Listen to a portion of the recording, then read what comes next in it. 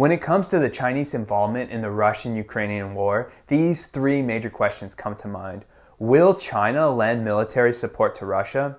Could China potentially end this war? But will they? In this video, we'll go in depth and answer these three major questions, as well as touch on the implications it could mean for the Chinese economy, as well as discuss the possible benefits that China has to gain from this ongoing war in Ukraine.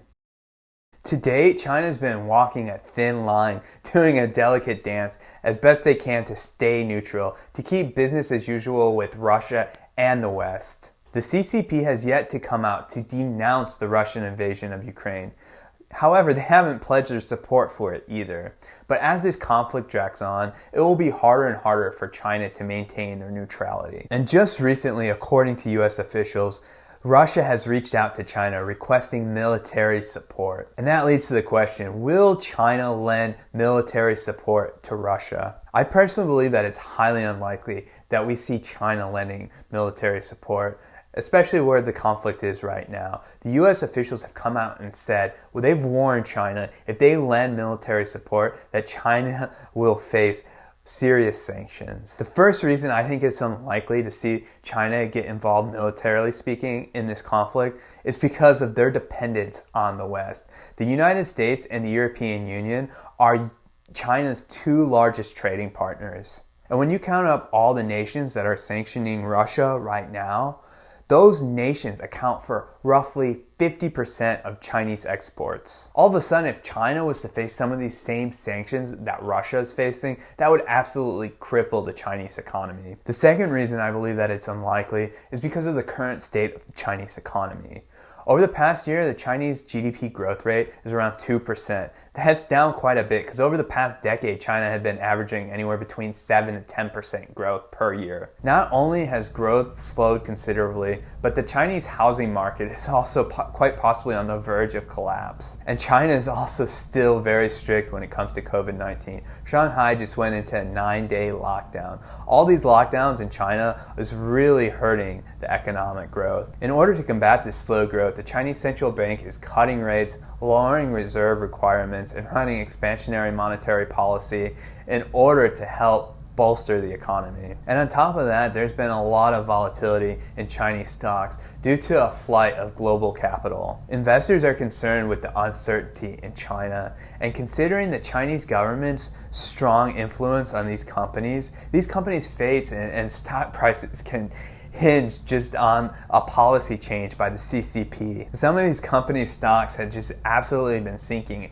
and not due to performance, just due to concerns. However, uncharacteristically, Beijing stepped in to pledge support for these companies to help reduce the flight of capital. So considering the state of the Chinese economy, that's why my answer is no. I don't expect that China will lend military support. They just have too much to lose, and they're not in any position to help right now, unless they're willing to destroy their economy, which I don't think they're willing to do. Now, flipping over to the other side, could China intervene and convince Russia to end this war?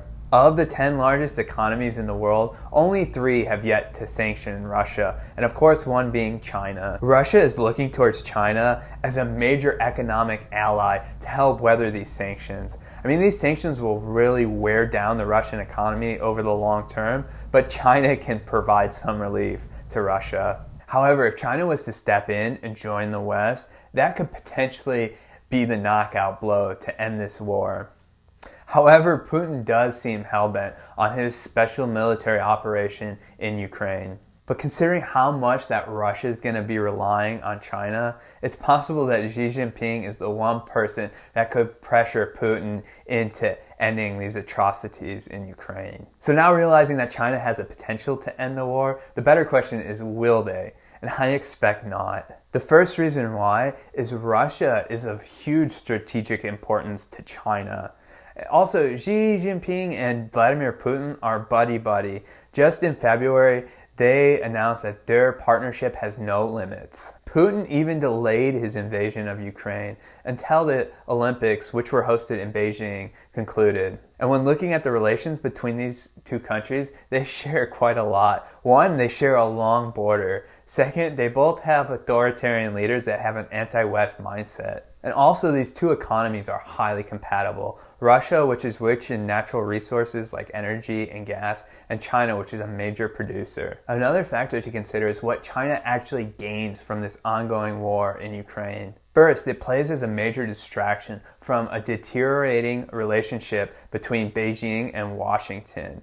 A few months ago, this was a major story, but now no one's talking about it anymore. And second, as Russia continues to alienate themselves from the West, that means that Russia is growing a hardcore dependency on China, which means that China will likely have cheaper imports from Russia, particularly when it comes to energy and gas. And this may also create inroads for China to develop trading relationships with some of the former Soviet states in Central Asia. And also, as Russia is becoming more dependent on China, they'll be more likely to share military intelligence, particularly when it comes to advanced weaponry development.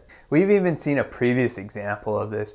In the past, Russia had been wary about sharing military supplies with China for fears that they would reverse engineer some of this technology. However, following the Russian annexation of Crimea, they began alienating themselves from the West. China then stepped in and took this as an opportunity to develop more military cooperation with Russia that led to the sharing of more sensitive information from Moscow to Beijing. And also, China sees the economic toll that the West will pay for supporting Ukraine. Europeans and North Americans will be hit with energy and oil shortages, which will lead to higher prices and exacerbate an already existing inflation problem. Also, supporting millions of Ukrainian refugees is not an easy and inexpensive task. And as this conflict develops, there's more possibility for a lack of cohesion amongst the West, although we have not seen that to this point. Ultimately, the West supporting Ukraine will come at a price, and as that, China is increasing their world standing. However, I just want to be clear, as I'm laying out these benefits that China has to gain from this ongoing conflict,